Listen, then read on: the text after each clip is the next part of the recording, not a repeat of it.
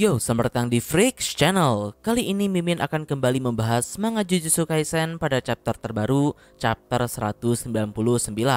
Oke, langsung saja. Pertama, seperti biasa, pada chapter sebelumnya kita diperlihatkan domain expansion milik Naoya. Domain tersebut benar-benar sangat kuat, tapi sayang lawannya di sini adalah Maki yang telah bangkit. Bahkan dengan domain expansion sekalipun, tak ada yang bisa menghalangi Maki di tingkat ini, dan Maki pun berhasil menghabisi Naoya. Lalu akhirnya, chapter pun ditutup dengan epic di mana narasi di sana dengan resmi menyatakan kalau Maki sudah setara dengan Toji dan sang dewa perang yang baru pun telah terlahir. Nah oke, masuk pada chapter terbaru. Chapter kali ini memiliki judul Epithet atau gelar, sekaligus menandakan kalau arc Sakurajima Colony telah berakhir. Panel pertama sendiri masih dibuka dengan melanjutkan dari chapter sebelumnya. Di sini setelah mengalahkan Naoya, Maki pun menghampiri Noritoshi.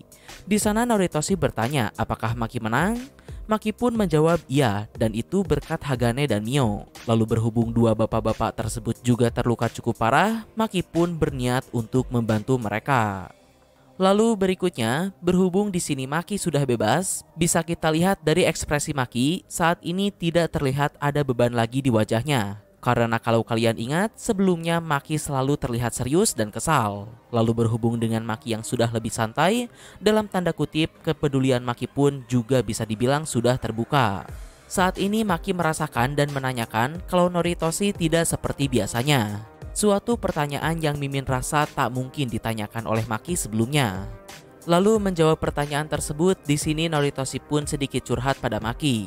Sebagai sesama orang yang berasal dari 3 klan besar penyihir Jujutsu, setelah dikeluarkan dari klan Kamo, Noritoshi merasa tak berguna dan tak berharga. Apalagi terkait dengan nama Noritoshi, ternyata ada suatu alasan mengapa Noritoshi dinamai seperti pendahulunya yang mencoreng nama klan Kamo tersebut. Jadi ternyata ibu Noritoshi menamai anaknya demikian karena ibu Noritoshi sangat membenci klan Kamo. Maka dari itu ia memberi nama anaknya Noritoshi, yang mana di dalam klan Kamo sendiri, nama Noritoshi itu adalah nama yang tabu. Alasannya tentu saja karena Noritoshi di era Meiji dahulu merupakan orang yang mencoreng nama klan Kamo. Meskipun kemungkinan besarnya pada saat itu dirinya ada di bawah kendali Kenjaku. Nah, kalau kalian lihat, pada panel berikutnya adegan pun menunjukkan pada keluarga Noritoshi yang sedang hidup damai yang tak diketahui ada di mana saat ini. Di sana ibu Noritoshi dengan jelas berharap kalau Noritoshi segera meninggalkan klan tersebut dan kembali padanya dengan aman. Yap, jadi sepertinya ada kesalahpahaman antara Noritoshi dengan ibunya di sini. Sedikit penjelasan alasan Noritoshi bersedia untuk masuk ke dalam klan Kamo dan menjadi pewaris klan, karena tentu jika Noritoshi menolak, bisa saja seluruh keluarganya akan dibunuh, dan pada kejadian ini hanya Noritoshi saja yang akan dibawa ke dalam klan. Di akhir perpisahan mereka, ibunya sempat berkata pada Noritoshi untuk menjadi shaman yang baik dan hebat, yang mana menurut Mimin, disinilah Noritoshi salah paham. Sebagai seorang ibu, tentu saja dirinya hanya ingin Noritoshi menjadi orang yang baik. Sementara Noritoshi menangkapnya sebagai sebuah permintaan agar suatu hari nanti Noritoshi bisa memenuhi ekspektasi ibunya dan membawanya ke dalam klan. Namun pada panel ini terungkap kalau sebenarnya ibu Noritoshi hanya ingin menghina klan Kamo saja dengan memberikan anaknya nama Noritoshi. Karena dirinya tahu anaknya yang memiliki teknik kutukan bawaan Kamo pasti akan diambil oleh klan sehingga nama yang tabu tersebut akan ada di dalam klan. Namun di atas semua itu, ibu Noritoshi pun sangat berharap kalau Noritoshi secepatnya keluar dari klan sampah tersebut dan kembali padanya dengan aman. Ya, jadi intinya kegelisahan yang ada pada Noritoshi saat ini hanyalah kesalahpahaman saja. Malah sebaliknya, ibunya justru menunggu Noritoshi untuk kembali. Jadi kita lihat saja nanti apakah hubungan mereka akan membaik atau malah akan berakhir tragis. Lalu berikutnya, di sini Noritoshi juga menanyakan tentang Maki. Namun Maki hanya menjawab sekaligus menjelaskan kalau Maki memang membunuh ibunya. Tapi Maki pun juga merasa kalau ia seharusnya berbicara lebih banyak dengan ibunya tersebut. Tapi karena dari awal Maki ini memang dikucilkan di dalam klan, baik oleh anggota lain maupun orang tuanya sendiri, khususnya ayahnya, Maki pun tidak terlalu memperdulikan semua hal terkait dengan keluarganya tersebut. Karena Maki sendiri sudah menyelesaikan semuanya. Tapi menariknya, di sini Maki pun juga menyarankan Noritoshi untuk tidak jatuh ke jalan yang sama dengannya, dan Noritoshi pun setuju. Nah oke, selanjutnya mulai dari panel ini kita akan mendapatkan beberapa informasi besar yang benar-benar tak terduga. Jadi berikutnya kita berpindah kembali ke Tokyo Koloni nomor 1, tempat di mana Yuji dan Megumi berada. Hari sendiri menunjukkan tanggal 14 bulan November, 2 hari setelah kejadian Arc Tokyo Koloni nomor 1 dahulu. Di sini adegan pertama dibuka dengan Megumi yang sudah siuman di sebuah hotel setelah pingsan selama 2 hari. Di dalam hotel sendiri ada Kurusuhana dan tak diduga juga ada Yuji serta Takaba. Di sana mereka masih berbincang santai, tapi yang cukup menarik dari perbincangan ringan mereka disebutkan meskipun sinyal HP tidak ada tapi listrik masih menyala. Kurusuhana beranggapan alasan mengapa listrik tidak dipadamkan selain karena roh terkutuk memang tidak menyerang bangunan, itu juga mungkin karena pemerintah masih mempertimbangkan orang-orang biasa yang terjebak di dalam koloni. Maka dari itu mereka tidak memadamkannya. Namun seperti biasa, Megumi yang penuh kecurigaan juga menambahkan kalau hal tersebut bisa juga karena ulah Kenjaku yang membuat permintaan dengan para petinggi untuk tidak mengganggu jalannya The Cooling Game. Nah, lalu berikutnya, setelah basa-basi selesai, kita pun dijelaskan alur cerita bagaimana Yuji, Takaba, dan Kurusuhana bisa ada di tempat yang sama dengan Megumi. Jadi ketika pertarungan antara Takaba dengan Iori, Yuji melihat ledakan yang dihasilkan oleh mereka dan langsung mendatanginya. Singkat cerita, setelah Yuji sampai di sana, kebetulan pertarungan mereka telah selesai. Yuji pun menanyakan tentang Megumi pada Takaba. Beruntungnya di sini Yuji dan Takaba orangnya santai. Mereka pun bisa bekerja sama dengan baik dan mereka pun berhasil menemukan Megumi sedang dibawa oleh Kurusuhana. Yang mana lebih beruntungnya lagi, ternyata Kurusuhana pun orangnya santai juga. Dan alhasil seperti yang kalian lihat saat ini, mereka pun sedang staycation di sebuah hotel. Jadi begitulah cerita singkat bagaimana mereka bisa bersama. Di sini meskipun seperti biasa Megumi mengkritik kebodohan mereka, namun Megumi pun juga berterima kasih kepada mereka. Lalu berikutnya, mulai dari sini perbincangan pun menjadi serius. Di sini Yuji menunjukkan pada Megumi tentang update poin rekan-rekan mereka. Pertama, Hakari sudah memiliki 100 poin, yang tentu saja kita tahu poin tersebut berasal dari Kashimo Hajime. Di sisi lain, Yuta Okkotsu bahkan sudah memiliki 190 poin dari pertarungannya melawan 4 pilar Sendai Koloni, yaitu Druf, Kurorushi, Uro, dan Ryu. Lalu terakhir, jika mereka menambahkan poin yang dimiliki oleh Megumi, Takaba, dan Kurusuhana, yaitu 69 poin, itu artinya kini kubu Yuji memiliki total sebanyak 359 poin. Mendengar hal tersebut, Megumi pun merasa lega karena dengan begitu dirinya bisa menyelamatkan kakaknya Tsukimi. Tapi kemudian Megumi pun juga menanyakan pada Kurusuhana dan Takaba, apakah dirinya boleh menggunakan poin tersebut? Beruntungnya di sini Kurusuhana dan Takaba bahkan tidak memperdulikan hal tersebut dan mempersilahkan Megumi untuk menggunakannya sesuka hati. Namun tentu saja, meskipun Kurusuhana dengan baik mempersilahkan Megumi untuk menggunakan poin miliknya, bukan itu permintaan Megumi terhadap sang malaikat. Hingga akhirnya Megumi pun menanyakan tentang identitas Kurusuhana terlebih dahulu. Apakah dirinya ini merupakan orang yang dijuluki The Angel atau bukan? Nah, pada momen ini, menariknya sekaligus tak diduganya, mendengar pertanyaan tersebut, di sini tiba-tiba muncul sebuah mulut di pipi Kurusuhana dan kemudian berpindah ke tangannya, sembari berkata kalau dirinya memang sang malaikat. Tentu saja melihat kejadian ini kita semua tidak asing. Hal tersebut sama seperti Yuji yang menjadi wadah dari Sukuna. Pertanyaannya, apakah Kurusuhana juga merupakan wadah dari Sukuna? Jawabannya adalah tidak, karena ternyata Kurusuhana dan seseorang yang berjuluk The Angel ini adalah orang yang berbeda. Si mulut yang berbicara di tangan Kurusuhana lah yang merupakan sang malaikat yang dicari oleh Yuji dan kawan-kawan. Untuk lebih jelasnya akan Mimin bahas di akhir video, jadi mari kita lanjutkan cerita terlebih dahulu. Berikutnya, setelah si mulut mengakui kalau dirinya adalah sang malaikat, Megumi pun menanyakan mengapa sang malaikat menyelamatkan dirinya dan kenapa Kurusuhana bisa ada di Tokyo Koloni nomor 1. Karena menurut informasi dari Master Tengen, Kurusuhana itu ada di Tokyo Koloni nomor 2. Pertama, di sini si malaikat pun menjawab, alasan mengapa dirinya menyelamatkan Megumi karena Kurusuhana dan Megumi dahulu ... Yap, sayang belum sempat si malaikat menyelesaikan omongannya, Kurusuhana menghentikan si malaikat. Jadi intinya misteri kembali bertambah. Yang pasti Megumi memiliki suatu keterikatan dengan Kurusuhana. Entah itu sesimpel Kurusuhana menyukai Megumi atau ada alasan yang lebih kompleks lagi. Lalu berikutnya, untuk pertanyaan kedua, kenapa dirinya bisa ada di Tokyo Koloni nomor 1? Jadi jawabannya benar saja. Sebelumnya, Kurusuhana memang ada di Tokyo Koloni nomor 2. Namun karena teknik kutukannya yang dapat membatalkan teknik kutukan orang lain, maka dari itu dirinya bisa dengan bebas keluar masuk dari koloni. Yang menarik, sebelumnya Master Tengen bilang kalau teknik kutukan sang malaikat ini adalah menghilangkan teknik kutukan orang lain. Namun pada chapter ini si malaikat sendiri yang bilang kalau teknik kutukannya adalah membatalkan, bukan menghilangkan. Nah, terkait dengan itu, alasan si malaikat pindah koloni sendiri karena di Tokyo Koloni nomor 2 lebih banyak roh terkutuk ketimbang para player. Apalagi di sana juga ada Kashimo Hajime yang membantai player-player lain. Maka dari itu, ia pun pindah ke Tokyo Koloni nomor 1. Tapi tentu saja, pertanyaannya, jika si malaikat bisa keluar masuk dengan bebas dari koloni, kenapa dia tidak kabur saja dari koloni? Atau menurut Megumi, bahkan lebih baik mereka menetap di koloni Tokyo nomor 2 yang memiliki player lebih sedikit. Karena jika masalahnya adalah roh terkutuk, mereka lebih mudah diatasi dibandingkan seorang player.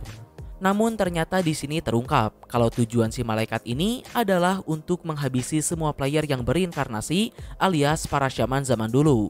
Maka dari itu dirinya pindah ke Tokyo Koloni nomor 1 yang memiliki lebih banyak player. Lalu berikutnya di sini si malaikat kembali menjelaskan kalau orang-orang yang berinkarnasi ini merupakan penggabungan dari benda terkutuk dan sebuah wadah, yaitu manusia, seperti yang Kenjaku bilang pada chapter 136. Nah, pertanyaannya, bagaimana seorang reinkarnator bisa bangun di tubuh seseorang? Sepertinya itu tergantung pada benda terkutuk apa yang Kenjaku masukkan pada tubuh wadahnya. Dan kemungkinannya lagi, awal dari semua reinkarnasi ini terjadi ketika Kenjaku melepas segel benda terkutuk yang berbentuk tali pada chapter 136. Lalu masih terkait dengan itu, tentu saja wadah-wadah ini merupakan manusia yang sadar. Namun ketika proses reinkarnasi terjadi, shaman yang bereinkarnasi tersebut akan menghancurkan kesadaran dari manusia yang menjadi wadah mereka, baik secara sengaja maupun tanpa sengaja. Maka dari itu, para shaman masa lalu yang bereinkarnasi ini bisa dibilang beneran hidup kembali sepenuhnya. Dan menurut si malaikat, hal tersebut seharusnya tidak boleh terjadi, karena hal itu melawan hukum dewa. Yap, di sini si malaikat menyebutkan dewa. Mendengar hal itu, Megumi pun juga bertanya. Namun si malaikat hanya menjawab dengan samar, jadi masih tidak jelas sebenarnya siapa sosok yang disebut dewa ini dan apakah dirinya benar-benar ada atau tidak. Lalu berikutnya, Megumi pun kembali bertanya pada si malaikat, apakah dirinya bisa memisahkan wadah-wadah yang bereinkarnasi tersebut? Namun si malaikat pun menjawab kalau ia tidak bisa berkata tidak. Tapi kemungkinannya 99% manusia yang menjadi wadah tersebut akan mati. Di sini si malaikat pun beranggapan jika Megumi ingin memintanya melakukan hal itu, maka dirinya tidak bisa menolong Megumi. Tapi tentu saja, seperti yang kita tahu, bukan itu permintaan mereka. Di sini akhirnya Megumi pun mengutarakan niatnya kalau ia ingin meminta bantuan sang malaikat untuk menghancurkan segel dari benda terkutuk kelas spesial, yaitu Prison Realm. Mendengar hal itu, sang malaikat pun berkata kalau hal tersebut memungkinkan. Dan tentu saja di sisi lain, mendengar jawaban itu, Megumi dan Yuji pun merasa lega. Namun seperti biasa, Megumi si paling waspada selalu mencurigai segalanya. Karena semuanya berjalan terlalu lancar, Megumi pun merasa ada yang aneh. Sampai akhirnya benar saja, tidak semudah itu untuk meminta bantuan sang malaikat. Saat ini meskipun si malaikat menyetujui permintaan tersebut, tapi dirinya datang dengan sebuah syarat. Di sini awalnya Megumi mengira kalau si malaikat ingin Megumi membunuh semua shaman yang bereinkarnasi. Namun ternyata si malaikat tidak meminta sejauh itu. Dirinya hanya ingin meminta Megumi untuk membunuh seorang player dengan cara apapun yang berjulukan The Fallen atau dia yang telah jatuh. Nah, siapakah The Fallen ini? Yap, tak lama kemudian setelah mendengar nama tersebut, Yuji pun terpanggil ke hadapan Sukuna. Di sana Sukuna dengan santai berkata kalau lebih baik dirinya mengatakan sekarang sebelum ada orang tolol yang keceplosan membocorkannya. Bahwa orang yang berjulukan The Fallen ini adalah dirinya sendiri, sang raja kutukan Ryomen Sukuna. Dan chapter pun berakhir sampai di sana.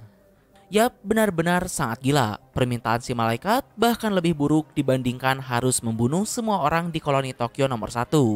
Buat kalian yang tanya, kenapa Sukuna memberitahu Yuji kalau dirinya adalah The Fallen? Alasannya karena jika Yuji keceplosan menyebutkan kalau Sukuna ada di dalam dirinya, tentu saja kemungkinan besarnya si malaikat tidak akan berpikir dua kali dan langsung membunuh Yuji saat ini juga. Lalu terkait dengan itu, ada beberapa pembahasan dari Mimin.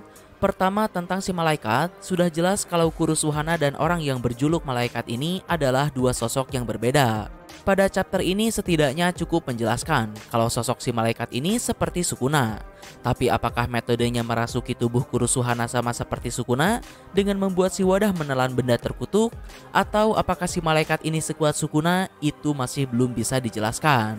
Tapi terlepas dari itu, tentu saja Sukuna dan si malaikat memiliki suatu keterikatan. Dan sejauh pada chapter ini, mereka bukanlah rekan karena si malaikat berniat untuk membunuh Sukuna. Mimin punya opini, mungkin kedua sosok legenda ini berasal dari suatu klan yang sama di masa lalu. Secara si malaikat sendiri, Master Tengen menyebutnya sebagai shaman dari 1000 tahun lalu. Merupakan waktu yang sama ketika Sukuna masih hidup dahulu. Jadi ada kemungkinan kalau mereka berdua ini berasal dari klan yang sama. Apalagi dari julukannya saja terasa identik, The Angel dan The Fallen. Seakan menggambarkan kalau Sukuna telah terjatuh dari tempat suci di mana sang malaikat berada. Dan bahkan tidak hanya itu, si malaikat juga sempat menyebutkan kata dewa. Mungkinkah masih ada entitas tertinggi di atas Sukuna dan Gojo yang menguasai dunia perdukunan Jujutsu Kaisen? Sayangnya pertanyaan ini hanya waktu yang bisa menjawabnya. Lalu berikutnya, dengan semua hal yang terjadi pada chapter ini, menurut Mimin membuat papan permainan menjadi sedikit lebih jelas tentang siapa saja para pemain besar yang ada di dalam The Cooling Game ini. Pertama tentu saja Kenjaku. Saat ini tujuannya adalah yang paling membingungkan di antara semuanya. Apalagi Kenjaku juga sempat ada di Cina. Regi bilang kalau Kenjaku ingin menjatuhkan bom. Tengen bilang Kenjaku ingin menyatukan semua orang dengannya. Sebagai salah satu pemain besar saat ini tujuan Kenjaku masih tidak bisa ditebak. Apakah ia membela Sukuna atau bergerak sendiri untuk tujuan pribadinya. Lalu orang kedua tentu saja Sukuna. Diketahui kalau Sukuna memang membuat kontrak dengan Kenjaku, namun Sukuna juga tidak berkubu dengan Kenjaku dan memiliki rencana serta tujuannya sendiri, khususnya terhadap Megumi, yang sampai saat ini masih belum diketahui apa niat Sukuna terhadapnya. Lalu orang ketiga adalah Master Tengen. Menurut Mimin, Master Tengen juga sosok yang paling tidak bisa diukur untuk saat ini. Sebenarnya apa yang ingin dilakukan oleh Tengen? Apakah dirinya membela kubu shaman baik, Kenjaku, atau memiliki agendanya sendiri?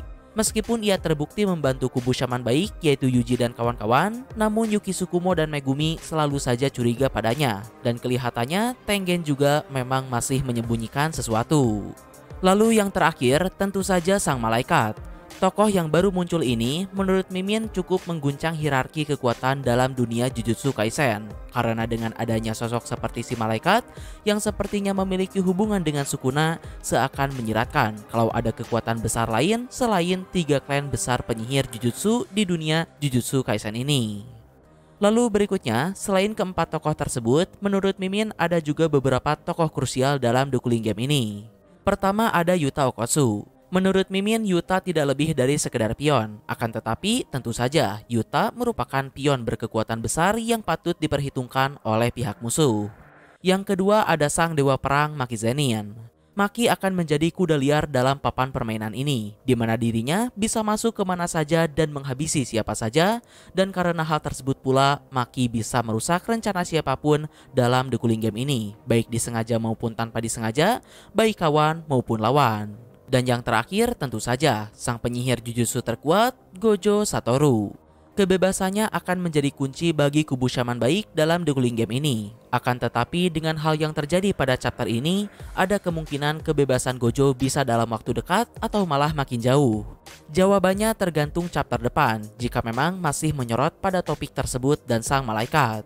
Karena saat ini, selain Yuji, orang-orang yang ada di sana tidak mengetahui kalau orang dengan julukan The Fallen itu adalah Sukuna. Jadi berhubung si malaikat meminta Megumi dan kawan-kawan untuk membunuh Sukuna, yang mana tentu saja hal tersebut mustahil dilakukan, Megumi tak akan bisa memenuhi syarat si malaikat. Kecuali Megumi bilang pada si malaikat, kalau memang tujuannya adalah untuk membunuh Sukuna, maka sang malaikat harus memenuhi permintaan Megumi terlebih dahulu. Karena orang yang ada di dalam Prison Realm lah satu-satunya orang yang sejauh ini paling mungkin untuk bisa menghadapi dan membunuh Sukuna.